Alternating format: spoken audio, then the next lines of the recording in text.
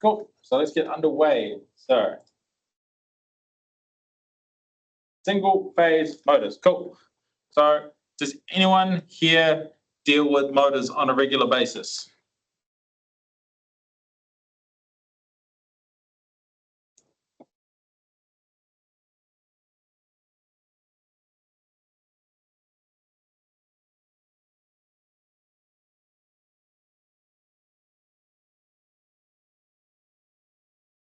Oh, yeah, three phase? Yeah, it's fair enough. More common that you deal with three phase. Cool. Hey, Hayden. Yep, so we'll keep going. So we're looking at single phase motors. So you will have to do single phase motors when you come for block course. So yeah, when you come down, you'll be wiring up single phase motors, and you will have to do forward and reverse for those single phase motors as well. Cool. So we'll look first at the simple induction motor. So an induction motor is able to produce rotation by means of interacting magnetic fields without requiring a connection between the rotor and the stator windings. Both components still produce magnetic fields of their own that interact, but the rotor produces its own magnetic field through the process of electromagnetic induction. So basically, we put current and voltage through the stator or the outside windings, which induces a EMF into the rotor, which then creates its own magnetic field, which then chases the rotating magnetic field in the windings that are around in the stator. So yeah, so the way the process works, so your current flows into the stator windings. This current produces magnetic flux, which alternates polarity at the supply frequency. The magnetic flux creates cuts through the rotor as it moves. An EMF is generated inside the rotor, and because a circuit is formed, current flows. So EMF is generated first, then current flows because of the EMF. Current flowing in the rotor produces its own magnetic flux. This magnetic flux interacts with the flux from the stator, causing rotation. A crucial characteristic of the induction motor is that it will only operate on AC due to the ever-changing magnetic field. DC will not drive an induction motor as there is no relative change in motion of the magnetic field. So this slide's a bit old, but who can give me an example of a DC induction motor?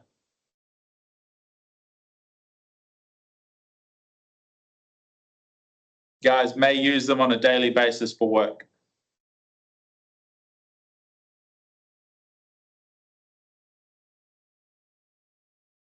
Yep. Yeah, so if you've got brushless impact drivers or drills, they are technically induction motors. They are induction motors, but the way they work is they use electronic switching, which we'll look a bit more at electronics next term. But basically, when we looked at special power supplies, the switch power supplies. So basically, what it does is it switches on and off, and the polarity of the DC to make AC waveforms. And so what it does is using that electronic switching creates three-phase power out of a DC battery. So it's kind of like an inverter, but it's a switched power supply. And it uses that to create a rotating magnetic field inside the coils of your brushless motor. So yeah, it works on the same principle as a three-phase induction motor. I know we're talking about single phase, but once we get into three phase, it's a similar process. But yeah, so that's how your brushless tools work. They're not, they're DC, but they're not, if that makes sense. Cool, and we looked at the stator when we're talking about generators. So much like the motors and alternators we've already looked at, stator is the stationary winding around the outside of the rotor. It is held in place by a frame called a yoke, which is made of iron and built with many slots in it that house the copper windings. Each type of induction motor has a very similar set of windings. However, the connection configuration can change. For example, capacitors and centrifugal switches are used in conjunction with the stator winding to achieve various things. We'll look at these in a little bit. So the rotor The typical rotor in an AC induction motor is called a squirrel cage rotor, cylindrical, made of bars crossing from end to end, and the other is attached by caps, forming what appears to be a cage. And between the bars, the rotor is often filled with solid aluminium. When magnetic flux cuts the rotor, EMF is established and current flows through the rotor bars and end caps.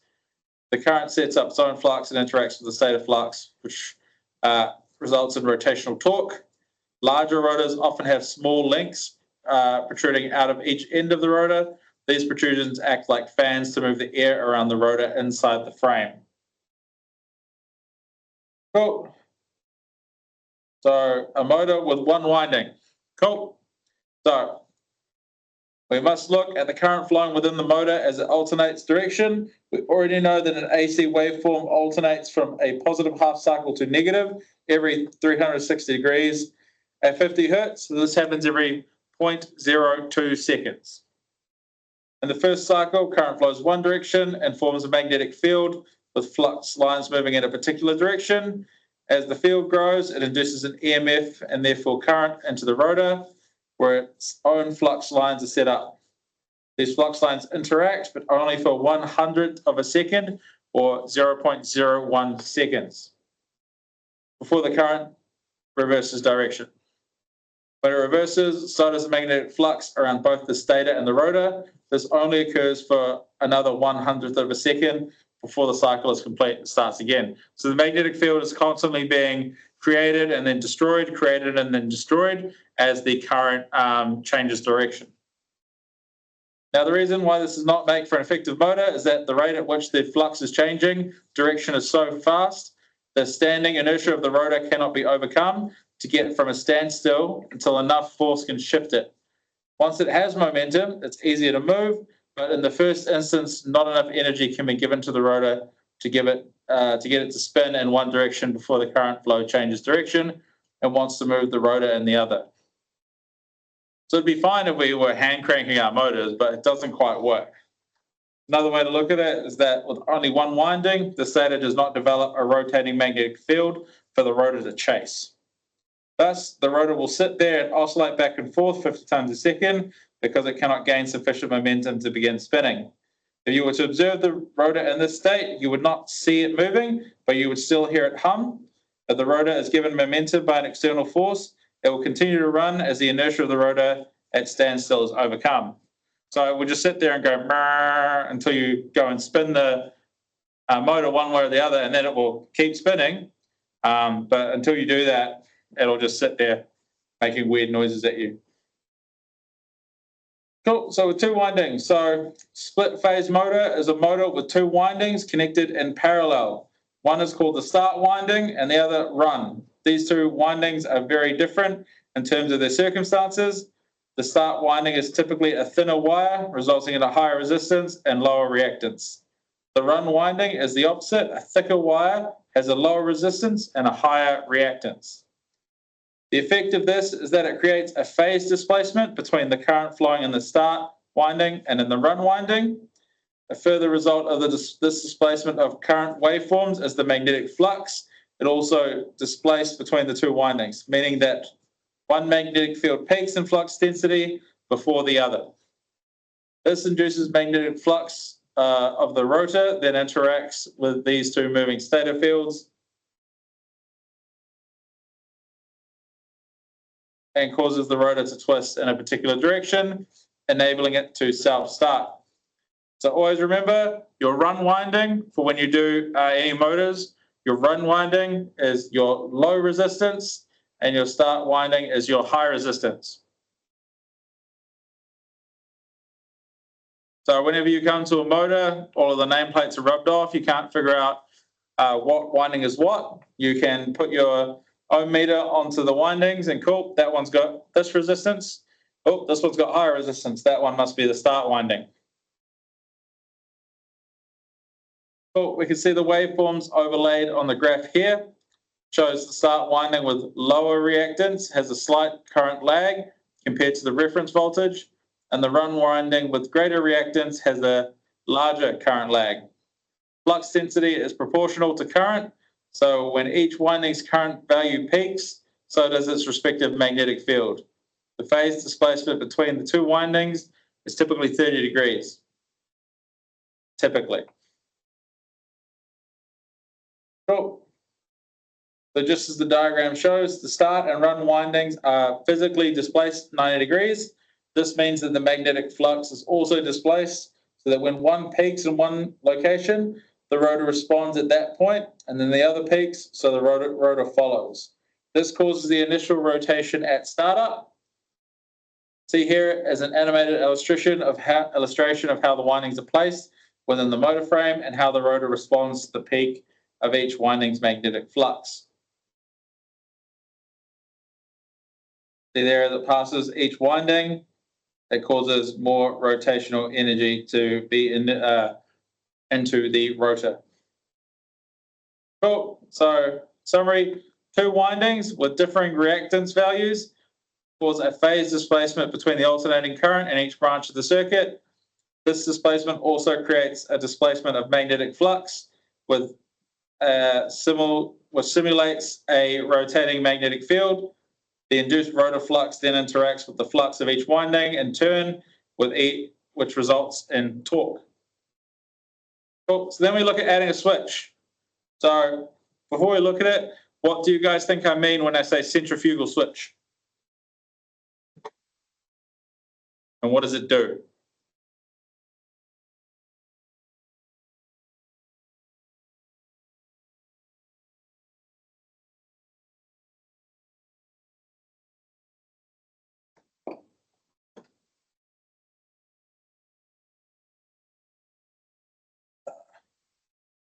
So give me some answers in the chat. I'm just going to quickly go grab something from the workshop.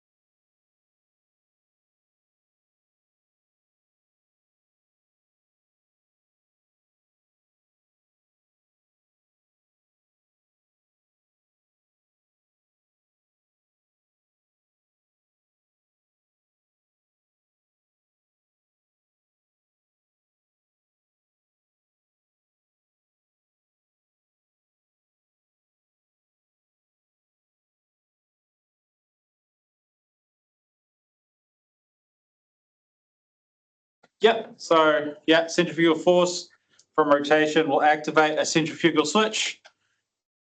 And then usually, it will, for certain types of motors, it will disconnect the start winding. Cool, so we add a switch. Once rotation's been achieved and the inertia of the rotor has been overcome, the rotating field is no longer needed to keep the rotor moving. It will simply chase the alternating flux as it changes polarity at the supply frequency. This means there is no longer need for the start winding in the circuit. Therefore, a switch is opened, fitted in series with the start winding that is operated by the centrifugal force. The switch comes in two parts. One part is mounted stationary within the frame and contains the line terminals of the switch. The other part is mounted on the rotor shaft and contains a connecting contact that, when stationary, sits closed against the line terminal. When enough speed and centrifugal force is achieved, the connection contact is forced outward and away from the line terminal connections. This opens the switch and disconnects the start winding from the circuit. Centrifugal switch operates or changes state at about 75% full speed. On a lot of single-phase motors, this occurs within a second of motor startup and is often unnoticeable. This means that the start winding is in circuit for only a fraction of a second each time the motor is operated, and often means that the conductor material is not rated for long-term continuous use. The start winding is kept in circuit for a long period of time, or if the motor experiences regular stop-start sequences, the start winding is prone to burning out due to overuse. In choosing a motor, it is vital to consider this factor. So if you're going to be using a single phase motor, and you're looking at one that has a centrifugal switch, but you're going to be loading it and then running it at low speed, you're going to want to find another way of disconnecting that start winding, because the centrifugal switch will not activate if it's not spinning fast enough. So your typical application for these, for your standard single phase induction motor, just an induction motor. It's basic, it's split phase motor. It's good for applications ranging up to about 250 watts. They're restricted in use for the following limitations. So they've got poor starting torque. Although they offer reasonable torque when running, they often struggle to provide sufficient torque to get started when under heavy load, and they're noisy under load. The more heavily loaded a split phase motor gets, the noisier they are. This is due to the pulsating nature of the single phase magnetic field. They are often suited to applications where there is a low starting inertia to overcome, and the equipment itself is noisy enough to overcome the noise of the motor. So these can include washing machines, belt sanders, lathes, and fans, although modern washing machines tend to use universal motors because they're their simpler construction. Cool. So speed control. Cool. So you've got a 2-speed split phase motor. So we can change the speed of a single phase motor by introducing different amounts of poles to the circuit. To do this, the motor must be a specialized motor with 3 sets of windings. 1 starts winding and 2 run windings with different amounts of poles. An example of this motor is a motor with a 6-pole winding and an 8-pole winding. Changing between the 2 of them will vary the speed. So on high speed, the 6-pole winding is in circuit with the start winding. When the motor reaches around 75 to 80% full speed, the centrifugal switch opens the start winding circuit. At low speed, the 6-pole winding is initially in circuit. However, when the centrifugal switch opens, there is a secondary contact that changes over the connection between the 6-pole and 8-pole winding to drop the speed. See there at high speed, if we follow the line, it goes along and then it splits. One goes to the 6-pole winding and one goes to the start winding. If you can see there, the 6-pole winding is connected to the other end of the 8-pole run, but because that's also connected to the neutral, it's not going to want to go through that 8-pole winding. It's too much resistance. No, thank you. I am then going to go to the neutral instead. And also it can't go back through the other side of the 8-pole run, even when the centrifugal switch operates, because low speed has not been selected. So then when we switch it to low speed, power flows down through the start winding, and then because that's also joined in with the 6-pole run, it flows through the 6-pole at the same time. But when that centrifugal switch opens, the start winding gets disconnected, and then it switches over to the 8-pole run.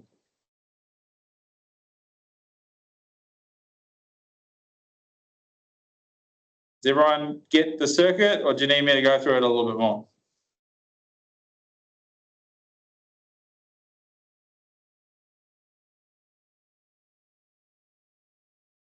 Okay, James, just follow along, and then the full recording will be available on YouTube a bit later.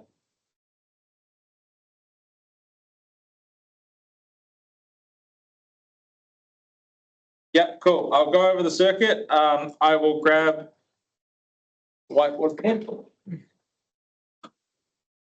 Cool. So first thing, we're in high speed. So use red for high speed. So we turn power on. Current's going to flow through here. It's going to get to this point here. Cool. It's going to want to come down here to the start winding, and then it's going to want to come through our 6-pole run. It's going to come through our 6-pole and down to our neutral. It's going to go through the start and down to our neutral. It can't flow through the 8-pole run because if we follow that back, it doesn't go anywhere because you can't get back to the phase because it's not connected to low speed. And then after it reaches speed, the centrifugal switch changes position.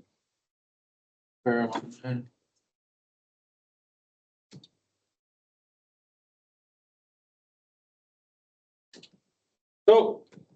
So once that opens, we can't come down this way anymore because that switch is open and changed position. So we've taken out our start winding. So now, once we're up to speed, we're only flowing through the top connection of the high speed, through our 6-pole run, and then down through our neutral. So if we remember when we talked about alternators or the speed calculations we were talking about, I think it was for you guys, the number of poles dictates the speed, or the amount of power generated is dependent on the amount of poles. So the less poles, the faster it spins. The more poles, the slower it spins. Same with an alternator. If we're moving at slow speed, we have a lot of poles. If we're moving at high speed, we have less poles. So if we want to run at high speed, we've got to be using the 6-pole for the run. Cool. So we'll go to low speed. So I'm using blue. So we've now switched over to the low speed. Cool. So we're going to come through this conductor here, through the centrifugal switch. Then we're going to get here to the start winding. But we can also still go this way, up to the centrifugal switch, and join into our 6-pole run. So we connect it through our start and through our 6-pole run. Cool. Okay, motor spins, gets up to speed, then all of a sudden the centrifugal switch operates. And then we can no longer go through this branch here. We can't do any of this. Cool. Instead, power then flows through this part of the centrifugal switch here, comes down, along, and then through our 8-pole run winding, which then connects into our neutral. And because this is opened, we're no longer going through our 6-pole run, and we're no longer going through our start because the only connection is here now. This is our only connection, which is coming down through our 8-pole run. It doesn't want to go through our 8-pole run and then go through our 6-pole because it's now been swapped to low speed, so we can't get back to the phase through there either. So the only option for the current flow is now through our 8-pole run, and as we know, more poles, less speed. So we're going into our low speed mode there.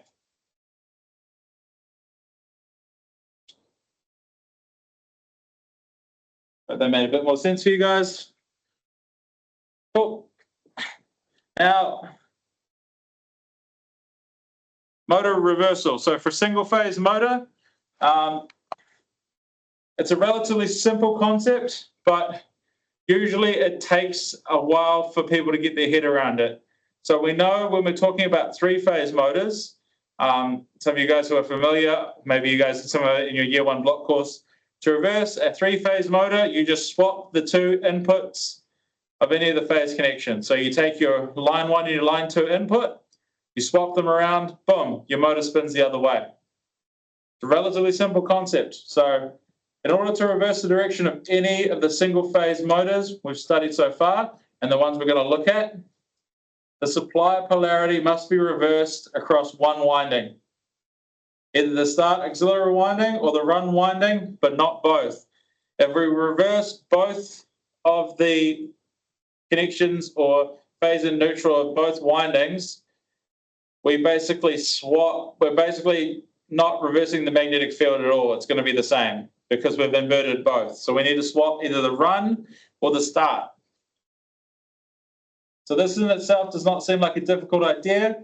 However, providing the means of changing the direction manually is not as simple as just swapping 2 wires over. A special double pole, double throw switch can be used for manual control of smaller motors, as the diagram below here shows.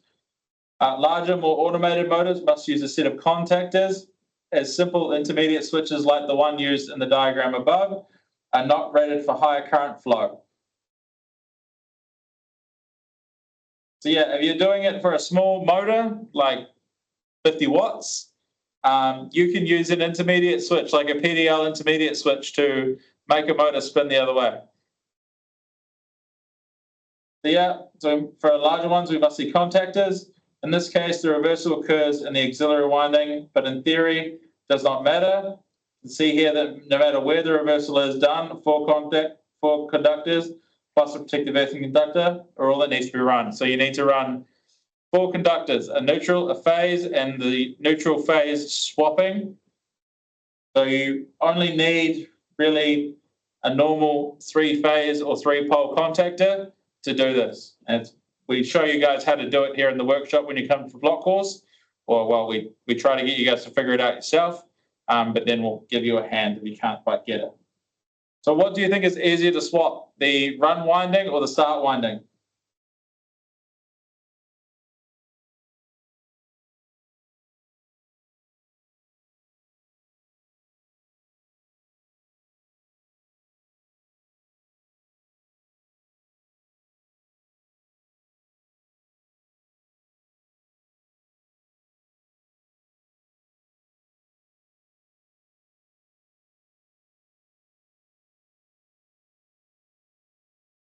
Yeah.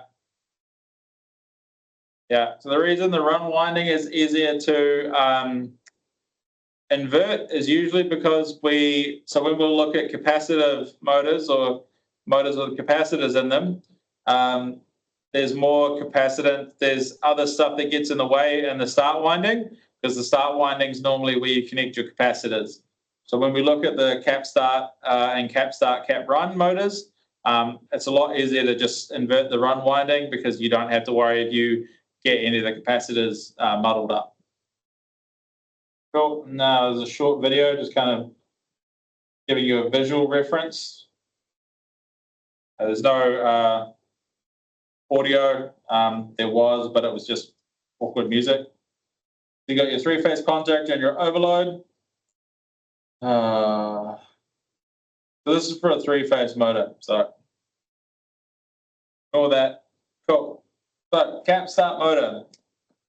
So much like inductive reactance was used to create phase displacement between the start and run windings of the split phase motor, capacitor reactance is used to increase the phase displacement even further between the two windings. This is achieved by connecting a suitably rated capacitor in series with the start winding. This is not the only difference, however. While the run winding still consists of the same number of turns as a split phase motor, the start winding often has more turns and is made of finer wire. This further augments the reactance of the winding. So in a cap start motor, the run winding has the same number of turns as a split phase motor. The start winding often has more turns and is made of finer wire. This further augments the reactance of the winding. Cool. So the overall purpose of these changes is to provide greater starting torque than the split phase motor due to the larger phase displacement between the start and run windings. Greater torque is produced and heavier loads are more easily overcome on startup. The phase angle between the windings often come close to 90 degrees. See the phasor diagram displacement below. Cool. So the current flowing in your start is lagging by 45, and the voltage in your run, current in your run is leading the voltage by 45 degrees. Cool. So you got your start capacitor. So a start capacitor is typically greater than 70 microfarads to provide the phase displacement between windings. There's no specific value of capacitance for all motors. If a specific capacitance value cannot be found to replace a faulty capacitor, something close will suffice. However, in saying this, it is wise not to stray too far away from the nominal value, as the performance of the motor will be affected. The voltage rating is a key characteristic to adhere to. Typically, the voltage rating of a motor starting capacitor is higher than that of the supply voltage for the following reasons. So when an induction, such as a winding of a motor, is disconnected from a supply, the magnetic field around it collapses. This moving field causes self-induction and an EMF is induced into the windings. When in combination with capacitors, sometimes a higher voltage than the supply voltage can become present. And when a circuit is made, like in the single-phase motor, current will flow proportional to the elevated voltage. If a capacitor is rated only to the supply voltage and not an elevated voltage, the capacitor can become damaged and fail. So the typical voltage ratings of start capacitors and single-phase motors can be 250 or 330 volts. Yeah, you always want to make sure that it's of a higher rating. That way, if for some reason there's a voltage spike because of the capacitance and inductance interacting, it won't destroy the capacitor.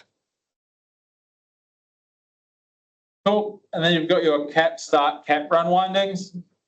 Cap start, cap run motors. So the next step in growing our single phase motors with capacitors is the cap start, cap run. So this motor consists of two capacitors that augment the running of the motor, but again, in a slightly different way.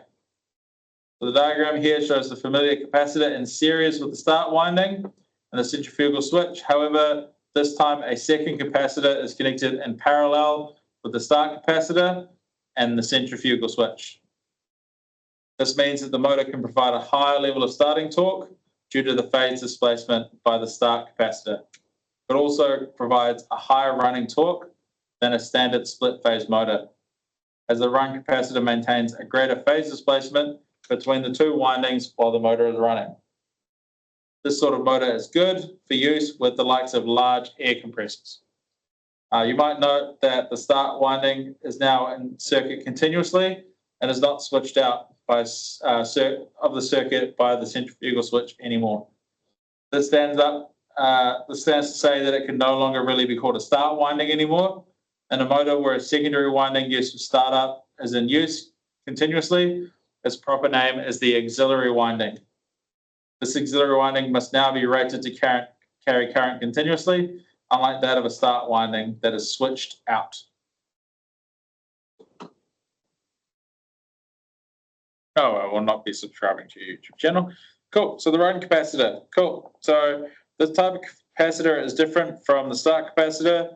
Typically, they are polypropylene film capacitors, which are designed for continuous use. They can range between 1.5 to 100 microfarads. So micro being a millionth of a, so 1,000 divided by 1,000, Designed for continuous, and it is highly recommended to ensure the correct rated capacitor is installed on the motor. An incorrectly rated capacitor can create an uneven magnetic field around the stator, causing the rotor to stutter, especially under load. This stuttering can lead to inefficiency and possibly burn out the motor. These capacitors can also be housed outside the motor frame in a separate compartment or in the motor terminal box. They must also be kept dry to ensure longevity. Cool. So why don't we use capacitors everywhere? Common question is, capacitors improve torque. Why not use them in all motors? Simple answer to this question is economics. A motor containing two capacitors costs more than a motor with none, right? So if a motor is capable of doing the job without the added capacitor, why pay more to have them?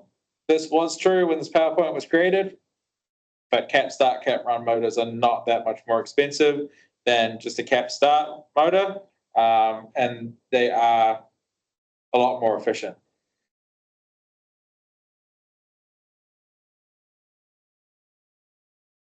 Cool. Slight variation on the motors we've studied is the permanently split capacitor motor or PSC motor.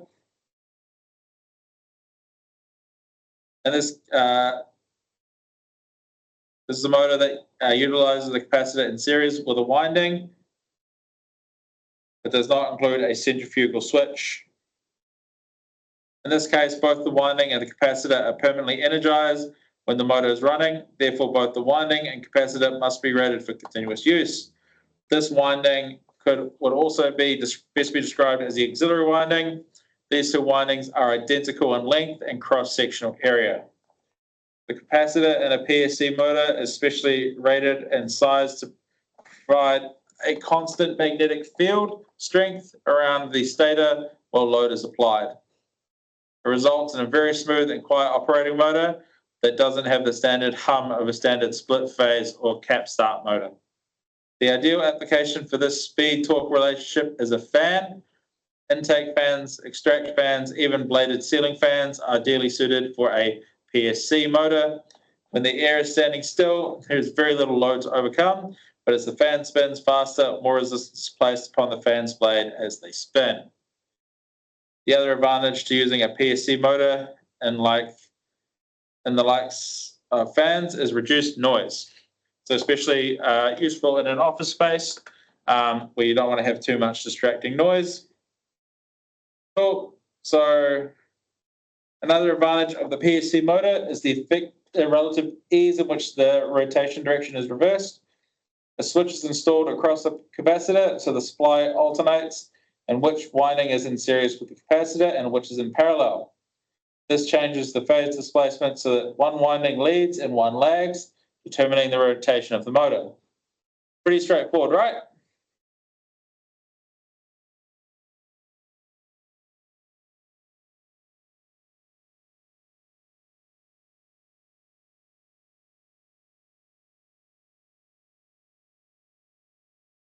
So it's a lot more simple to make spin one way or the other. Cool. And then we have the lovely shaded pole motor. Cool. The shaded pole motor is the simplest of all single-phase motors that we'll have a look at. So simple, in fact, it almost contradicts what we've learned in Chapter 2 or previously. Shaded pole motor has only one winding. So only has one winding. However, the construction of the motor is unlike any of the other motors you've studied up to now. The one winding is wound around a limb on a laminated silicon steel core. The winding acts as an electromagnet that magnetizes this core all the way around so that on opposite sides the two magnetic poles are formed, and between these two poles sits the rotor. The flux lines cut the rotor, inducing an EMF into and thus create a magnetic field. Ordinarily, this would not work as there is no rotation in order to get the rotor spinning. However, a final component is added, the shading rings. So the shading rings are solid bands of copper that are fixed into place around a certain part of each pole of the core. These shading rings have an EMF induced into them as well by means of electromagnetic induction. Due to the differing nature of the copper shading rings to the silicon steel core, a phase displacement occurs between the rings and the core. The resulting magnetic flux created by the shading rings are then also displaced from the flux of the silicon steel core. This gives this sufficient starting torque to create motion in the rotor.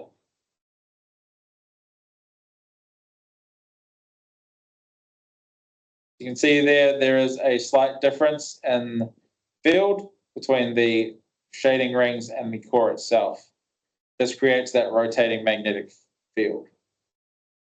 Well, so the shaded pole motor offers a very simple, robust, and cheap solution for low power motor requirements. Typical power ratings of a shaded pole is around 40 watts with a maximum rating of about 190 watts. One reason for keeping power ratings of these motors low is that they are very inefficient.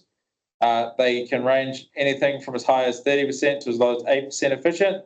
So at larger power ratings, a lot of energy is wasted as heat. Shaded pole motors also offer very low starting torque, so are not suited for applications where heavy load is present at startup. They are also non-reversible. The connections cannot be modified to change the direction of rotation. The only way to change the direction of rotation is to physically turn the motor around inside the frame. However, technically, this is not reversing the direction of the motor. You're just turning it the other way. An advantage to this type of motor is they can remain stalled for long periods of time without burning out. When completely stalled, they do not tend to pull enough current to damage the windings, and although they get hot, typically they do not get hot enough to completely burn out. So speed control can be achieved in three ways for this. So a resistor in series with the winding and a bypass switch across the resistor. This gives the motor two speeds. a tap winding connection to multi-position switch. This allows for a number of different speeds and electronic switching. So it's possible, however not common, as the price of electronics begins to outweigh the practicality of this type of motor speed control setup. Cool. So shaded pole motor, most common is going to be your bathroom fan. Your bathroom inline fan is more than likely a shaded pole motor. They're cheap, inefficient, but they work. They're pretty basic to construct. They require less windings. They're just a simpler device. A single phase motor.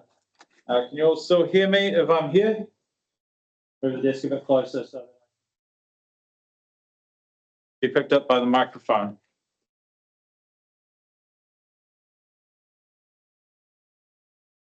Just the camera. There we go. Cool. This is a typical cap run motor. So you got your two nacelles up here, as I like to call them, for your capacitors.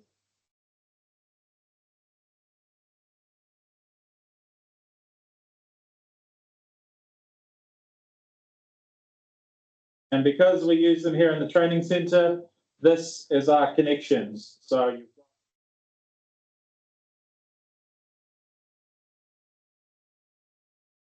well, hopefully you're all going to be able to see this next part.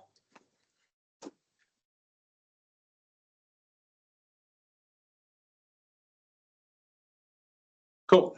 So have here digital multimeter. Cool. So turn it on.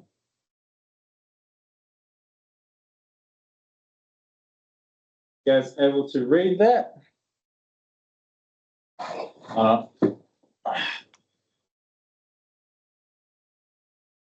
Yeah, you can kind of see the values there. Cool. So what I'm going to do,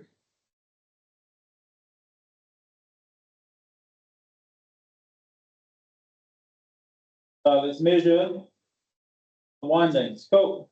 So start with the top one. This one here. One.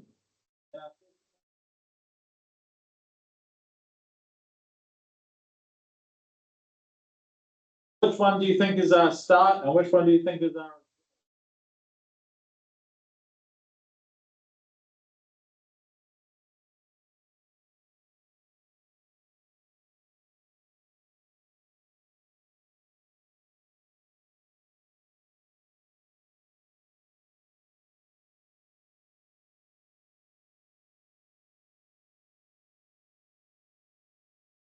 All right. Okay, so the top one only had a resistance of about 8 ohms, and then the second one down had 22 ohms. So do you think the top one is your start or your bottom one is your start?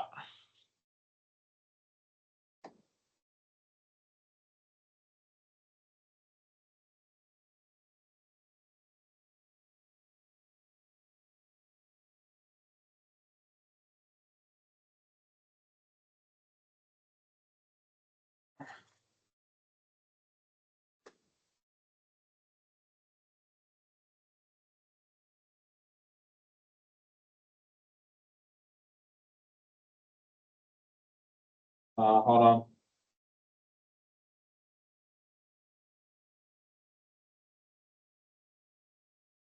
Trying to change the audio so you guys can hear me a bit better.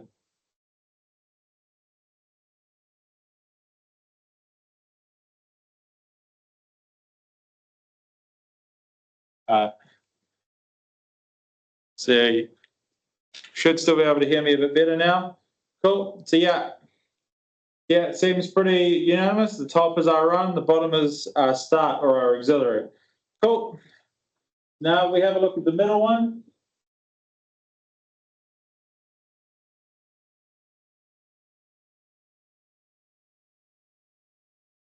We came across this result. What would we think this reading tells us?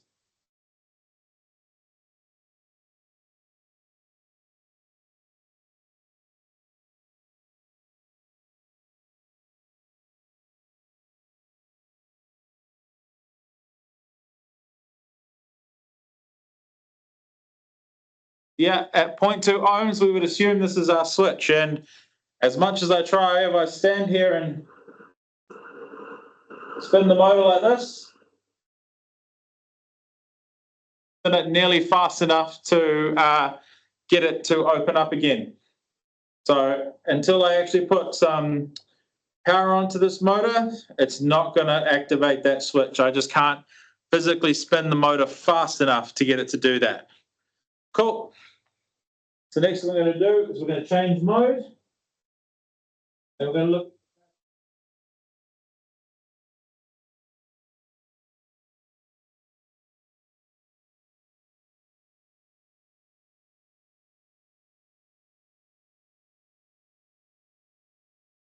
Point.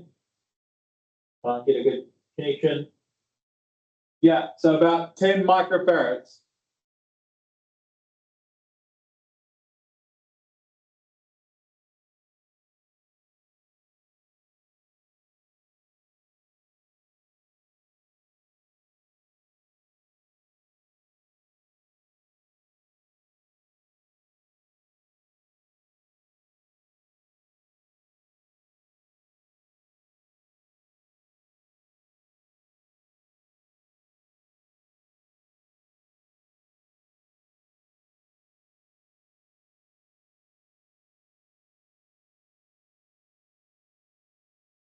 And microfarads.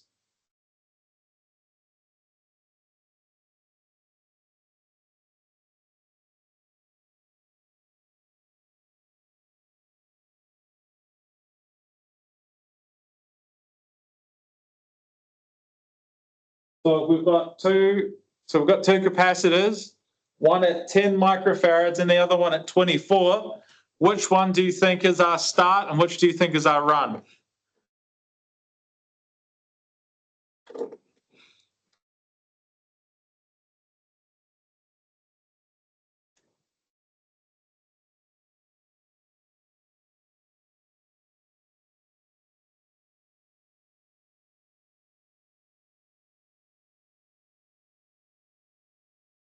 So we've got two capacitors. One is 10 microfarads. The other is 24.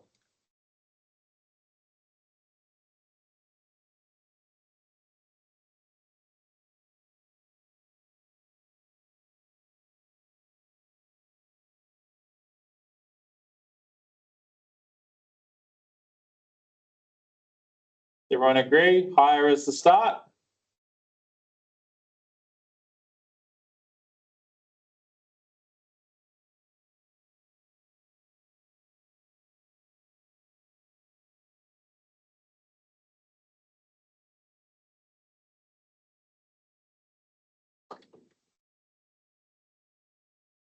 Yeah, guys, so general rule of thumb, your higher resistance is your start or auxiliary, your higher capacitance is your start or your auxiliary. Well, in this case, it is the start capacitor because we switch it out with the centrifugal switch. Cool, so we get rid of the multimeter.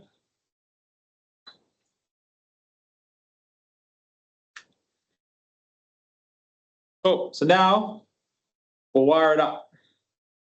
Cool, so the first and most important thing you must always do, motors, earth wire. Okay, if you try and tell us that you want to turn your motor on and you haven't hooked up the earth wire, one of our tutors loves to do this. We will tell you, you've made a dangerous device. I do not trust you, and we'll walk away. Not quite like that, but basically we'll tell you, no, you haven't made it safe. So I've connected our earth wire. Then we're going to connect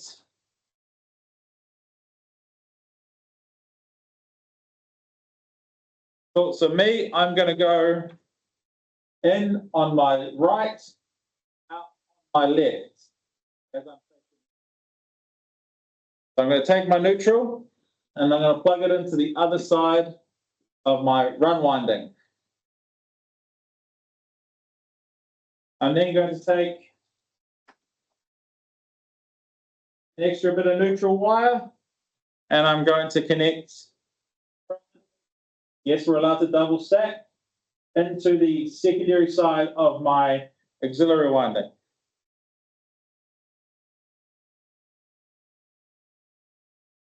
I'll get that out of the way so it's neat. Okay. So far we've connected our earths and our neutrals. Next, we're going to hook up our supply. So our supply, or our phase, is going to come in first to our, we know our run winding is just permanently connected. It does not get a centrifugal switch. Cool. Now, first I'm going to set this up as a cap start. So not cap run. The next thing I'm going to do is I'm going to double stack on my run winding. Come down.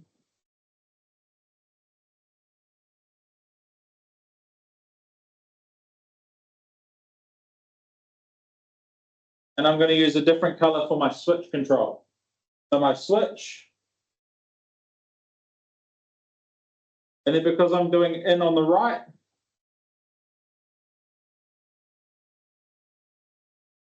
okay?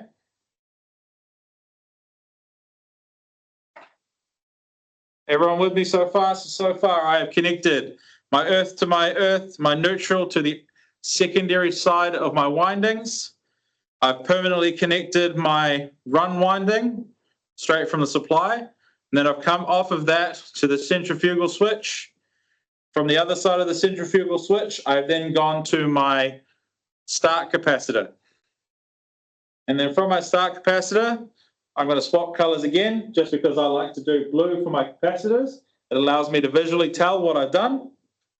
I come out of my capacitor,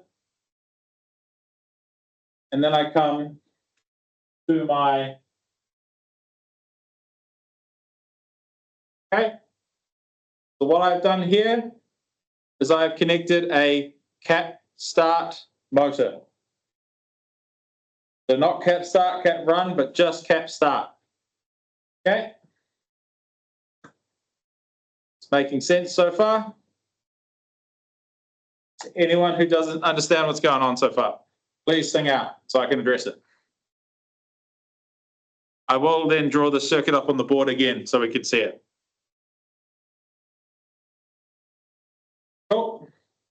So now to take this from a cap start, cap run, sorry, from a cap start to a cap start, cap run, I'm only going to add 2 wires. So I'm going to take an extra wire here. I'm going to go from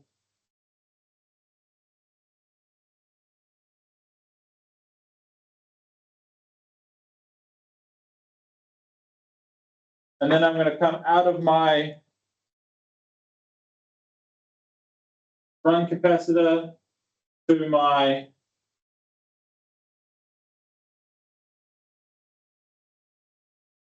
okay.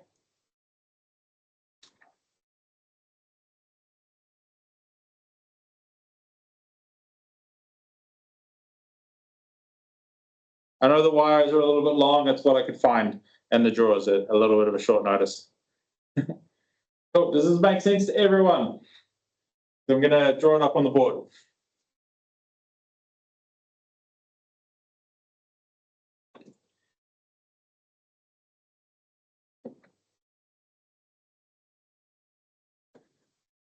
Cool.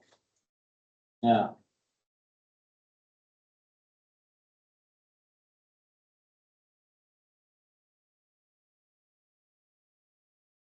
cool. Sweet. So we'll look at the board. Cool. So the first thing we're going to do is we're going to draw our control box.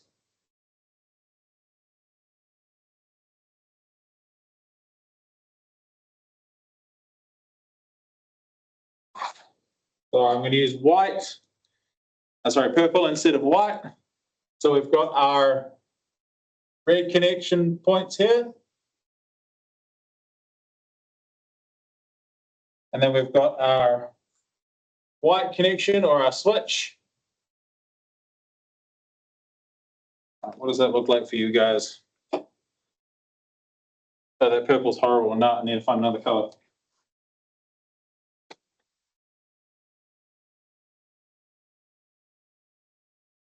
So, I know that'll work. And then we come down here, capacitor 1 and 2. Cool. So we know here we've got our winding, our winding. So this is the symbol for a centrifugal switch. And then we have our capacitor and our capacitor. Okay. Let me.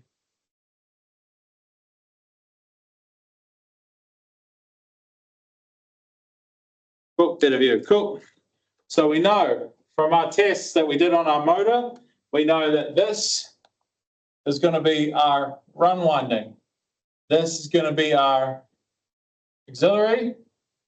We know that's our switch.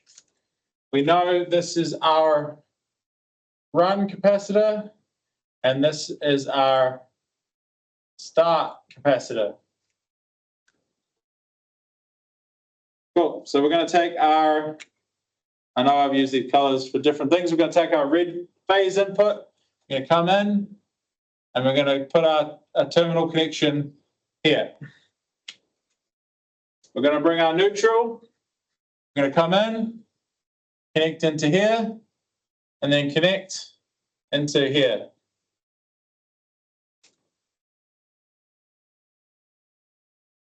Cool. So straightforward so far. And then we know we're not going to come into this, our auxiliary. First, we're going to come in to our switch. And then we know from there, we're going to go out of our switch, make the drawing simpler. We'll come into our start capacitor.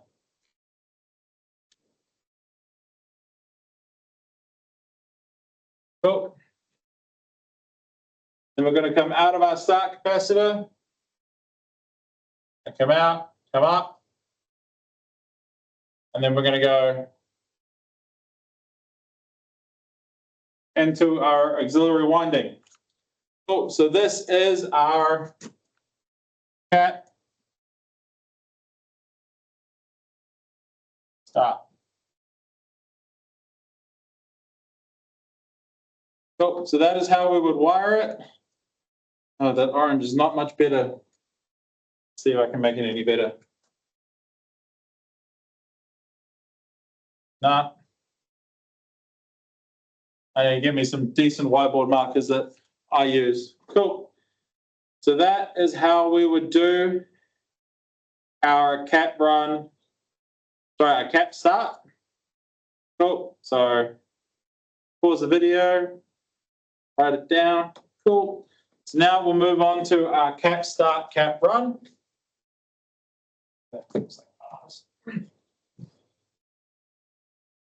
Cool. So again, all we're going to add is 2 wires. So we're going to come from our switch, and we're going to come down to our other capacitor. Then we're going to come out of this capacitor here. Come out, come down, and come into here. See? All we need to do is add 2 wires. And all of a sudden we've gone from a cap start to a cap start, cap run.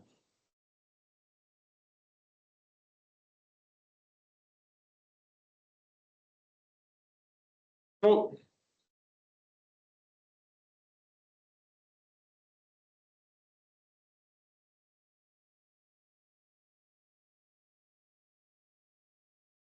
Cool. So how do we reverse it? Now that we've got it here, how do we reverse it?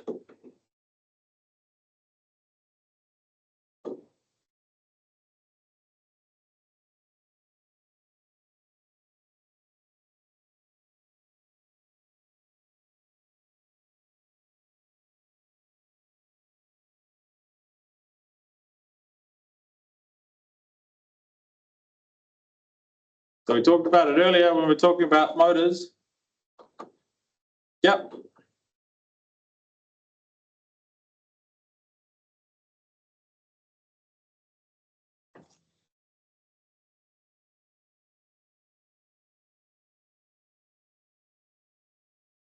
Yeah, literally all we do is we would change the phase and neutral on the run winding. We take the neutral from here, move it to here, take the phase from here, move it to here. Simple as that. So the way we do that with a contactor control, because that is something you will need to do on block course. Hope you guys will taking that down.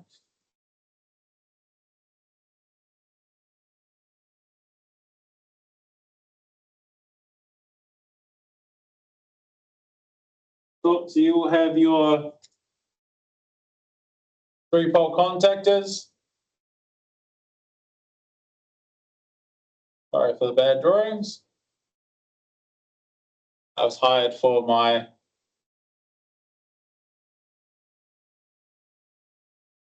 I'll call this forward.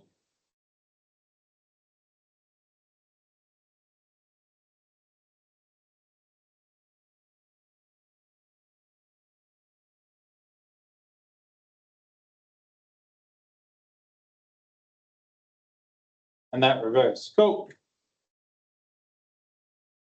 Probably put it a little bit too high. The first thing we're going to do is we're going to do phases. Cool. So we're going to come into the top here, like so. That's our phase connection here. Then we're going to come across to our reverse, and we're going to go into L1 and into L3. Then we're going to take our neutral and come in to L3 on forward, and then into L2 on reverse. Then we'll come out of our forward. So this one, we're going to use our red because we know that that is always going to be red. And this will go to our auxiliary winding.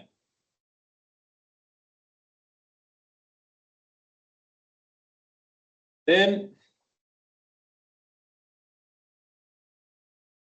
can't use red, so blue. So the reason we use blue or white wiring for this is because it's unknown quantity or unknown voltage. We don't know if it's going to be red or it's going to be black. So we use a non-red color. Cool. So this comes down here, this comes down to here. And we always go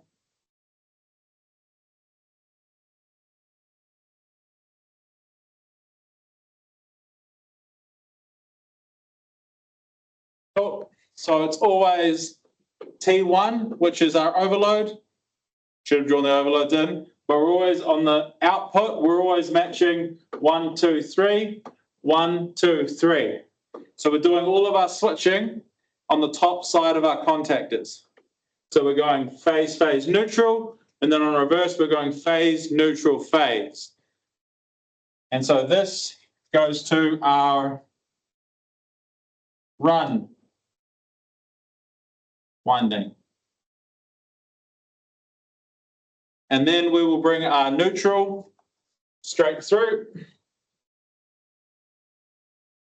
And this will go to our auxiliary winding.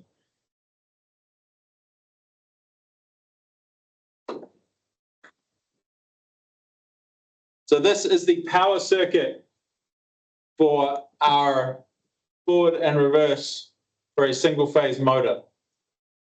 So in forward, clicks in, auxiliary winding gets phase, run winding is going phase left, neutral right, and auxiliary winding is just getting neutral. Cool. We click out forward, we click in reverse. Auxiliary winding is still getting phase on this line. The run winding then is getting neutral on the left, phase on the right. So we've inverted that to go the other way. And then our auxiliary winding is still getting a straight neutral in the right side. Okay? Is this making sense so far to you guys as far as the power circuit goes? Is there anyone who doesn't quite get it?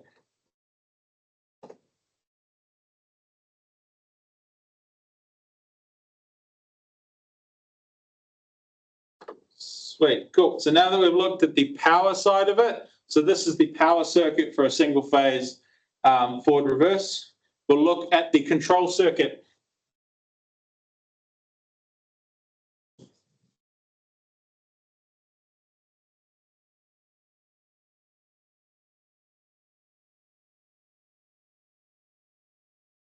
Cool. So the first thing we do with our control circuit, get a good starting point here, is we always go, so this is our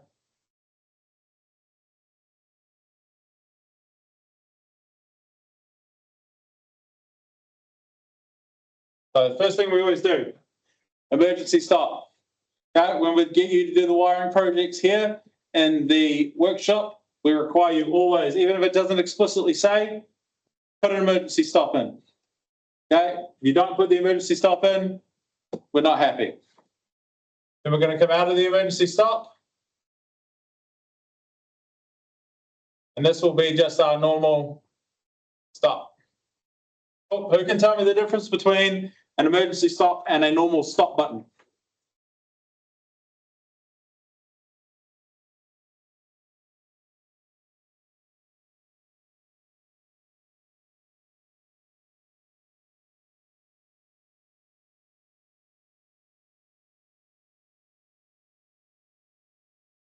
No, it's not that it's normally closed.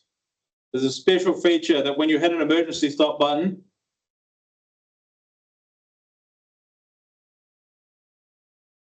the stop button is normally closed, an emergency stop is normally closed.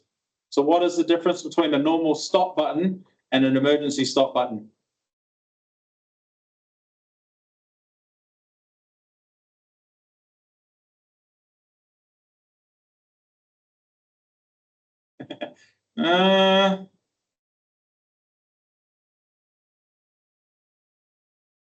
Sort of, Oliver, you're on the right track there.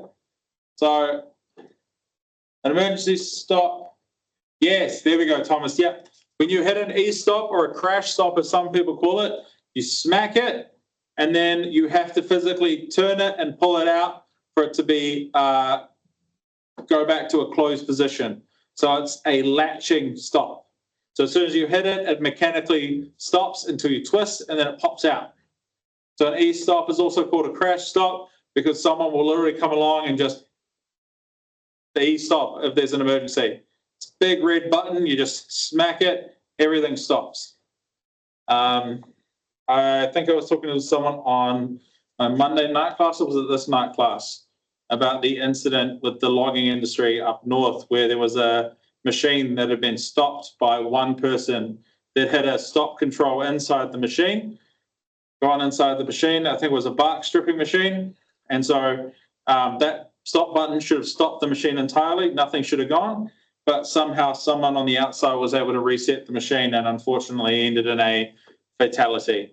So that's why you guys need to be extremely careful with when you're doing your control circuits, that as all of your stops and emergency stops and emergency controls are in series. This means that as soon as you take out one, nothing else works. So your stops are always in series. Even if they're remote, they're still in series. You could have 50 stop buttons on a machine or emergency controls on a machine. They all need to be in series. So as soon as you hit one, stops everything. Obviously, certain machines are going to be set up differently, but that is the basics of how to maintain safety when doing electrical controls, is that your emergency stops and your stops are always in series, so they always stop. E-stops, your stops should be in series if they're controlling a machine, but definitely your emergency services and your E-stops. You can have stops that only control one motor, whereas the other motor keeps going, unless that motor stopping needs to stop the other motor. And we'll talk about interlocks in a second. Cool. So then after our stop, we're going to come along here. Then we're going to have our start button. But right now, what's going to happen is if this start button gets pushed, it's going to, as soon as it opens back up, it's going to stop. So what we do is we go in parallel, we put a contact. So this will be forward, normally open. And this will usually be, usually on your contactor, it'll be terminal 13 and 14. And then we're going to go into a normally closed. Then we're going to go into our overload. Then our coil. So this will be our forward. And then to our neutral. So this contact here. So these dotted lines being mechanically controlled. Cool. So this contact up here, as soon as this coil gets energized, this will close and will maintain itself so that when we let go of our start button, current will continue to flow into the coil until such time as the stop button is activated, this overload trips, or this normally closed, which we'll get to in a minute, opens. Cool. So then we're going to go and do our, so this was our forward. Now we're going to do our reverse. So our reverse, in this case, is going to come after our stop. So we're going to come down. And same again, we're going to go across. We're going to have our start and reverse. We're going to have our normally closed, which we'll talk about in a second. Then we're going to have our thermal overload. Then we're going to have our reverse coil to our neutral. And again, going to have our reverse, normally open, 13, 14, and our mechanical lines. Cool. So right now, if we push the start button for forward, it'll go. We push the start button for reverse, it'll go. But right now, if we were to push both start buttons, technically both of these motors would, both of these contactors would go in. And so they would be, the motor would stall because it's trying to go forward and reverse at the same time. So how do we stop this? It's with a process called interlocking. So I talked about this normally closed up here. This is in fact a reverse normally closed. And this one down here on the reverse is a forward normally closed. So we draw the magnetic interlock lines. We do the dots here, and we do the dots here. So what this means is that if I push the start button here, this coil will get energized. Our normally open forward will close, and our forward normally closed down here will open, meaning that we can no longer push the start for reverse as long as the forward contact is held in. And then if we do the same, we push the stop button, forward stops, the coil de-energizes, we push the start reverse, the reverse coil energizes because we push the start button, then the reverse normally open here, closes, and the reverse normally closed here will open, meaning that we can no longer have forward being able to be turned on while reverse is going. Does this picture make sense? Does my explanation make sense?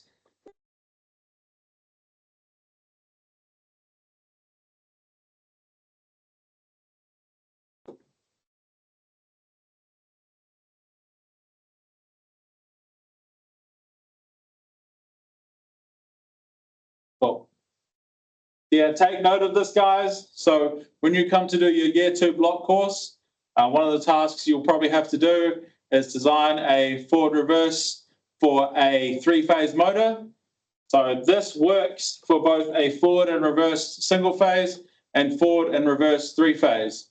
The only difference is what's going through the contactors. This control circuit will work for both the single phase and 3-phase controls here in the workshop. Okay, so yep, that's all we're going to have on single phase motors tonight. Just to recap, we went over the basic operating principles of split phase, cap start, cap run. We looked at the shaded pole motor, which is very inefficient but very cheap to make, and in very small things like your inline bathroom fans. And we looked over how to wire up single phase cap start, cap run, and how to reverse it, and then how to do it automatically with contactors. Cool. So that's all for tonight, guys. If you have any questions, feel free to shoot those off. I will quickly just stop the recording.